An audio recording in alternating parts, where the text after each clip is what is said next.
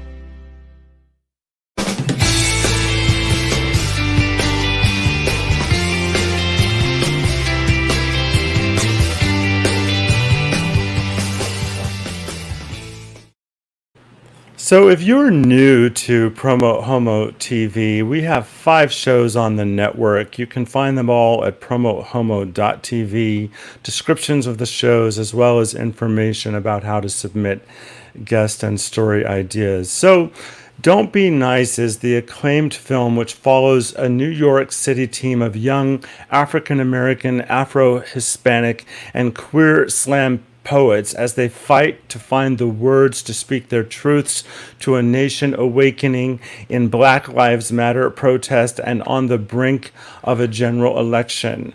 What's uncanny about this film is it was shot 4 years ago, but it could have easily been shot last week. So, with me to talk about the film, I'm bringing to the screen David Lieberman, who's joining us from New York City. Welcome, David. Thank you. Hello. Thanks for having me. So, it's not lost on me that this is a documentary that's amplifying Black and Afro Latino voices, and we're 2 white guys talking about them. But as a white man, I'm amplifying this story, and you were part of a diverse team of people that made this movie. So I was wondering if you would speak to the diversity of the team of people that helped bring the documentary to life. Give me a sense of how you came to work with one another. Absolutely. So the film was shot in the summer of 2016, and the impetus came from the slam poetry community that was developing around the Bowery Poetry Club, which is a sort of famous downtown New York institution. And the executive director there, Nikhil Melnechuk, he knew that he had something special in his hands, and he talked to his childhood friend Max Powers, who's one of my best friends, about starting to film, not really knowing what they had, or if it was going to be a full-length documentary, or just wanted to chronicle this amazing moment. And they got funding from an organization called the Radio Drama Network, which has been sort of advocating for the spoken word in many ways. And he brought Cora Atkins on board, who is a Black female producer. She worked for Vice. She's one of my favorite people, and an incredible force. And the team that shot the movie, that was well before I came on, but that was a diverse production team. And then in the edit room, we had myself, Nathan Punwar, and Max, and Cora was there at all times, and we were screening the movie for a diverse group of folks. So I think we were aware that there's a lot of baggage when it comes to who has the rights to tell whose stories. We were trying to do our best, keeping in mind our identities and what those the baggage that brings into various spaces that we are in, and trying to both acknowledge our perspectives and to get beyond our perspectives. So it was a real learning process, and I think that that's reflected in the film too. One of the key members of the team that we're introduced in the film is a coach named John Sands, who's a straight white man, and he talks at the beginning of the film about what that means in a space like that, and how he can be fully present and try and think, acknowledge the racial dynamics and the gender dynamics, but also try and see beyond them so that he can be fully present as a human. And so that was something that we tried to do in the edit room when we were creating the film. And I can't speak for the production team except to say that I know in their hearts that that's what they were trying to do when they were filming the movie in the year before I joined. Well, I think it's extremely evident that the real people who are expressing their stories are the artists within the film. Mm-hmm. I watched the film last night, and I describe it as heartbreaking, transforming, eye-opening, riveting. And one of the reasons for me that it's heartbreaking is that 4 years ago, or even 4 months ago, I didn't have the awareness that I have today about what Black people face in the United States of America.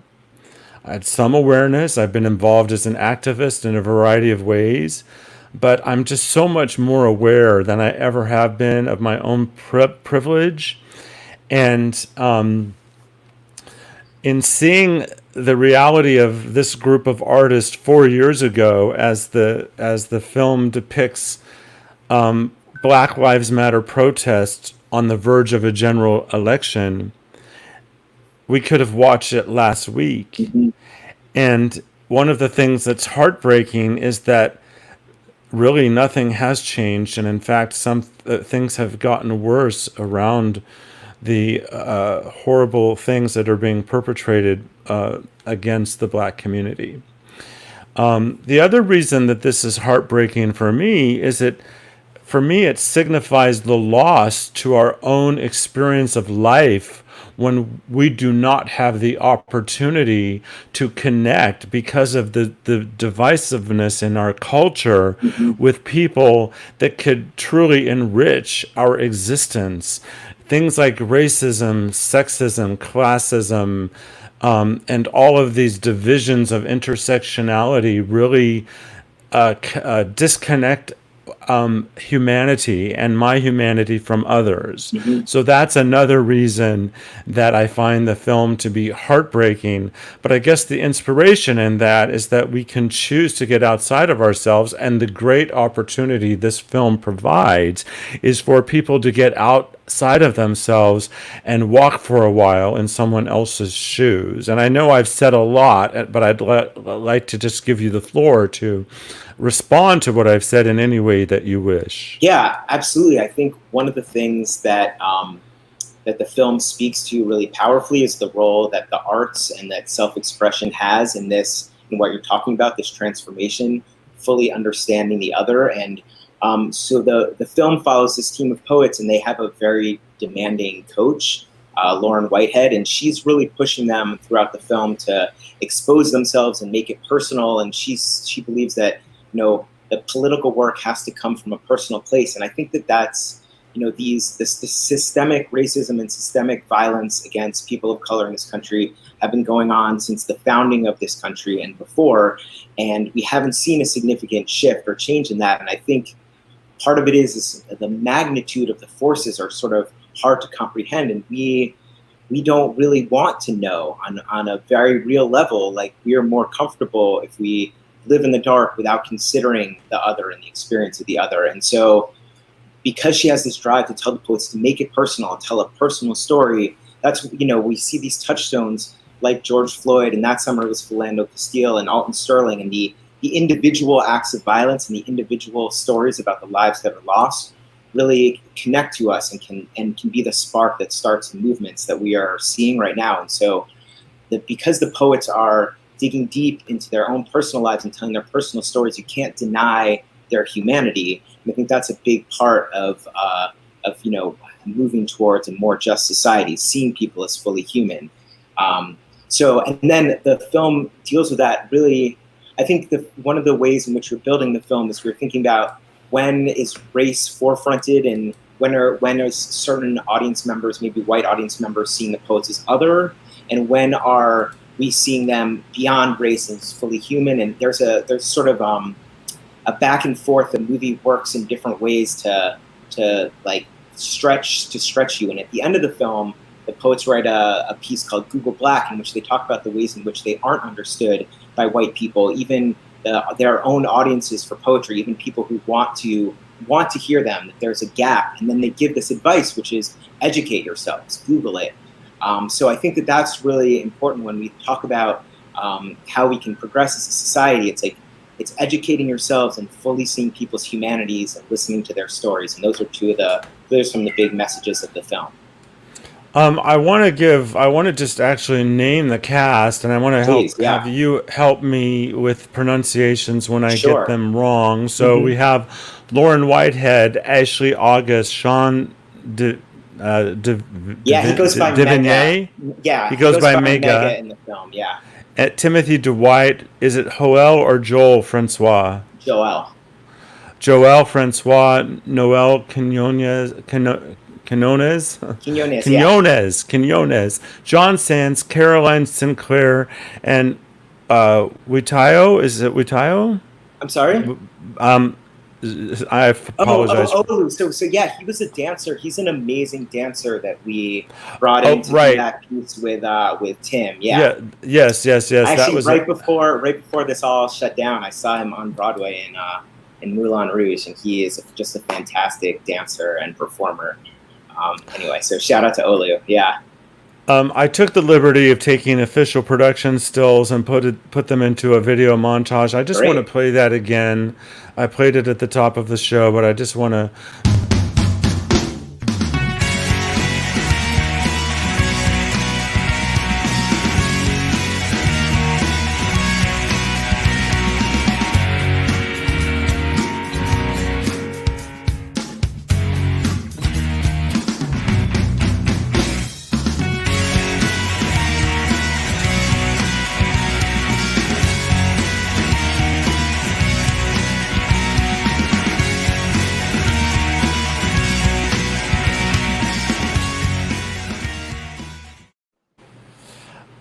We actually have a comment from a friend of yours, and there it is. Hi, Nikhil. Yeah, Nikhil's our fearless and wonderful producer of the film. So, Nikhil, I actually have the ability to send you a link, and you could join the show if you wanted to. You could just let me know that, but if you don't want to, that's okay. But actually, since you're watching, Nikhil, what point would you like to make? You can just make it in a comment. What point would you like to make that's been inspired by our conversation so far, or something you'd like to see us to address in the interview? And I love the cat in the background too, by the way. Yeah, that's Petrushka. She loves the attention. One of the things, I'm also an actor. I do a variety of different things, but I know enough about filmmaking to know that most of what's in this documentary took a lot of time. But one of the particular segments that I know must have taken a lot of time is the telling of the poem by the young woman in the subway environment with all of those different subway shots, and Yeah. she is featured on the cover of the DVD as well. Yeah, absolutely. So the bulk of the film was shot in the summer of 2016, and it was the poets in their writing workshop with Lauren and John. And then I came on board after Trump was elected at the beginning of 2017. And the first thing you do as an editor is you watch all the footage and see what you have and where the movie is. And it became clear to us that we had a ton of amazing poems, but that we couldn't have the whole movie everyone speaking the poem straight to the camera in a live setting. We wanted to build to the live poetry events and make them exciting, and we needed to find different ways to show the poems. So I work in documentary, and I've made mainly sports documentaries, but I have a love of musicals. And so I pitched to Max and Nikhil and Cora, like, can we make this movie a musical and make some of the poems musical numbers? So early on, we started thinking about what could this be like.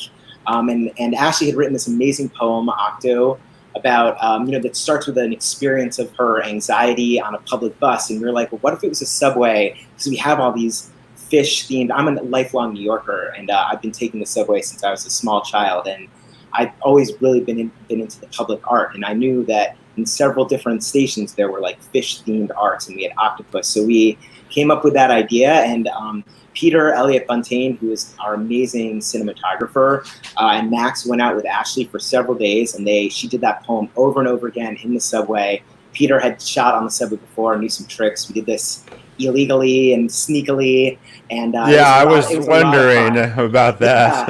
Yeah. No, I don't think they ever got a permit for anything. God bless them. So you and the viewers, I think, can see the compliment for you from Nikhil. But how did you figure out how to take 300 hours and make it 95 minutes? Well, that's the work, and that's like the thing I live for. But it was with it was sort of going with my gut and my past experience, trying to do a similar idea. The style that I'm really interested in is sort of called, it's somewhat verite, which means that things sort of unfold, and you try and in pure verite you would never have any interviews. I use some interviews, but the idea is you want to be in the room with the characters, and you want to see the story unfold over the course of the film, and you don't want people telling you what happened and you can't see it happening. So that's the style that I'm interested in, and there was so much meat of the writing of the poems. And so the first thing we did was we thought the poems are going to be the end of the movie, the climax. They write the poems, and that's the end of our movie. So what questions do the poems answer, and how can we raise those questions over the course of the movie so that the poems are satisfactory answers? And the most obvious way we deal with that, spoiler for the film, is one of the poets, Tim, is struggling to write a poem about based on the movie Purge. And it's sort of a silly concept. And I'm going to stop you from spoiling it. Okay. I'm going to stop you from spoiling it. Okay. Thank you. Yeah. Sure. Because that was a huge question in my mind as the film was progressing. So we wanted to take each poem and see how can this poem be the end of us. What is the story that this poem is a satisfactory ending to? And so with each one, we sort of mapped it out. Like with Ashley's octopus poem about her anxiety, we're like, how can we build the movie so it reveals her as a person with anxiety, with self-doubts, and how can we show that she's backed into a corner and has to explode out with this poem and express herself? How do we make this poem a satisfactory thing as a part of a story? So that was the goal. And then the other thing that we did early on, and this is really at the impetus of our producers, Cora and Nikhil, was we showed very early rough drafts of the film to people. So we weren't even sure, Max and I and Nathan in the editing room, we weren't even sure if we could make a movie where all people did was write poems, and that, they sat in a room and they wrote a poem and that's the whole plot, basically. We weren't sure people would be interested. So there was stuff about the history of the Bowery Poetry Club, which had to turn itself into a burlesque club for most nights of the week in order to stay open. There was a rival team that in Brooklyn that some of the poets, had personal rivalry with those poets on that team. And there were all these things that we thought could be in the movie. And then early on, when we were showing these bits and pieces in this sort of messy, extra long, half-finished film to folks, I said, no, the writing of the poems with Lauren and the writing workshop and them expressing themselves and facing this moment in history is the interesting thing. It's enough for a movie. So that was the other big way. It was sort of our own gut instinct, like how do we make the poems stories, and then listening to folks who were like, you're on the right track. We care about these poets and their voice. Well, I care about these poets and their voice, and one of the things that, and Nikhil, this is something you might want to comment on as well. It's great to be able to interview one of the key members of the team who's watching the show and responding in chat. But just the whole history of the slam poetry movement and how it exists, and that's just an example of something that frankly could have been addressed in Google Black, which is the poem that's in the show. Is that there's so many things that are going on that are vital and important and huge, and at the center of people's culture and life experiences that a lot of other people are clueless of because the very narrow lens at which we're able to see the world because of issues like accessibility and privilege. So just the whole nature of this slam poetry movement, as a writer and a performer myself, it inspires me. And I was thinking as I was watching the documentary, I wonder if they have slam poetry for seniors. They do. And I think especially one of the things that's great about slam is they want to hear everyone's voice. And so the Bowery Poetry Club scene that we were documenting was very much a safe space for young people of color. But there are, when they go to nationals, there's such an array of people who are competing in the National Poetry Slam. Anyone who has a burning story to tell, like Slam invites that. And it was designed to be a competitive art form, a competition, because they wanted people who wouldn't otherwise have access to poetry or find it, sort of highfalutin and, inaccessible. The idea of Slam was to make literature, to make poetry really accessible to people, make it a fight, make it a competition, make it about real stories, and it was sort of a working class movement, the slam poetry movement in the poetry world. And so that's really the slam for seniors, slam for anyone. I think that's the whole point of slam, is let you access the world of the arts and let you express yourself. I really appreciate the coaches. Her name's not in front of me. Is it Caroline? Lauren Whitehead, Lauren. Yeah. I really appreciated the way that she wanted to go deep, and go to the reason behind the reason behind the reason behind the reason, and then discover that there's the poem, and what the artist might have thought was the poem was just so far away from the ultimate poem, but could never have been born had it not been through that process. Yeah, she's an incredible person, and it's such a turning point in the movie when she finally shares her own work with the poets and sort of shows them, this is what I'm looking for, like spill yourself. And she has this amazing poem piece, confessional piece that she's come up with off the cuff, and then she's like, yeah, somewhere in there's a poem. And it's just like the artistry and the sensitivity and the vulnerability of this woman in that moment is it's one of my favorite things that I've ever worked on. And I have to say that I've changed as a person from sort of listening to Lauren and trying to follow her advice in my life and trying to be vulnerable. I think it's an incredible message. So, because we mentioned this film was shot 4 years ago, but it could have very well been shot last week. Yeah, more masks, I guess.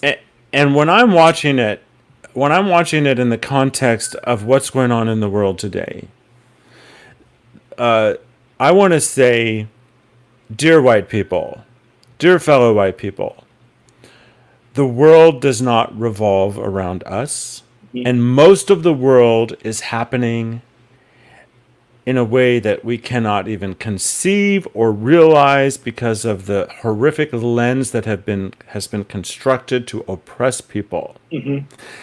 And if you want to have a glimpse of what you are missing in the world. And if you want to look within and have your consciousness raised, watch Don't Be Nice. Thank you. That's an incredible thing to hear.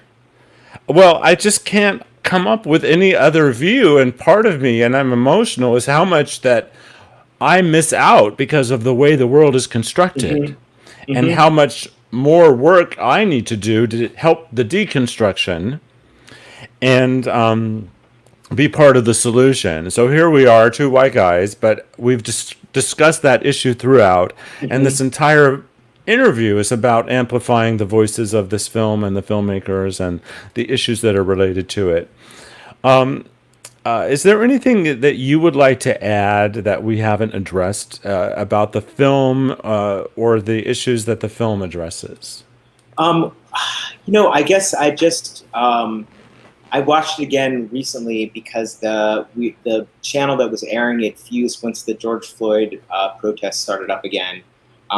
They were airing it quite a bit, and I was sort of curious, and I was showing it to a new friend, and I was curious how the film felt right now. And I just when I was watching it, I was filled with gratitude that I had an opportunity to hear these voices. And there was 200 hours of just the poets in rooms talking, and I was able to listen to that many times over and really think critically about it and see how can I convey the things that I'm learning to a broader audience, and how can I make people understand the experience that I'm having listening to their words. So I just feel so grateful that I had an opportunity to work on this film and to be exposed to these folks. And it was the most satisfying creative experience of my life. And I love to death all the folks I worked with on the movie. And, they're all over the world right now. We're not able to see each other.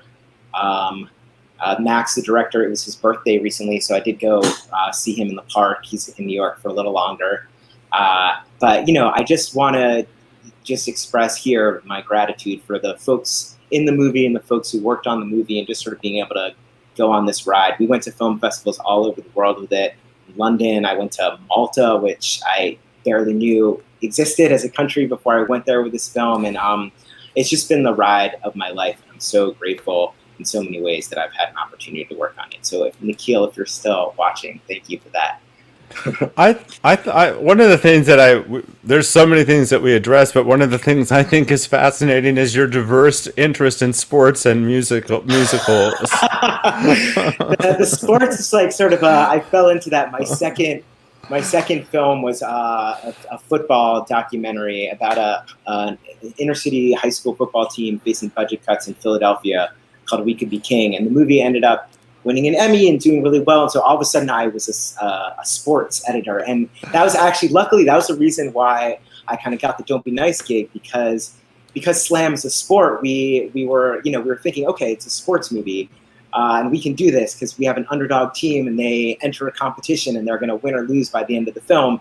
So, but I was also chafing to make something that wasn't a sports movie. So that was like, oh, can it also be a musical? And I think it's also a writing workshop, and it's also a process documentary, like looking at how a work of art goes from start to finish, from inspiration to a finished, polished product. So I'm really pleased with that too. Yeah, I think the movie really expresses a lot of my own personal interests and personal philosophies, in addition to everything that the poets are saying. And we all put our heart and soul into it. We made the movie.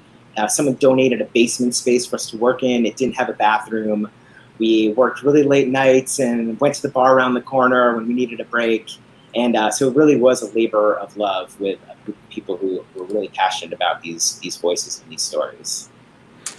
Well, Don't Be Nice is available across all streaming platforms and for purchase as a DVD, and anyone that gives themselves the opportunity to watch it is giving themselves a gift.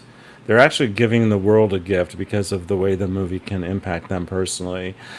I'm going to just wrap it up with this and then let you have a final word. If anybody out there wants to know what people mean when they say fierce with an exclamation point, watch Don't Be Nice, and you'll get what that adjective means when it describes something. Thank What would you you. like to conclude with, David? I just want to thank you so much for having me on the show and giving me a chance to talk about this film, which is so dear to my heart. And I really appreciate this. Well, I appreciate you being on the show. I invite you and your filmmaker colleagues to come back Thank when you you. have something important to share, Absolutely. and I'm honored to meet you here today. Thank you. Likewise. You're welcome. So, as you have seen, because it's been live, we've been talking about the documentary "Don't Be Nice," and I'm just going to wrap up the show by showing the video montage once again of the cast. And until next time, I'm Nicholas Snow, and you've been watching Promo Homo TV.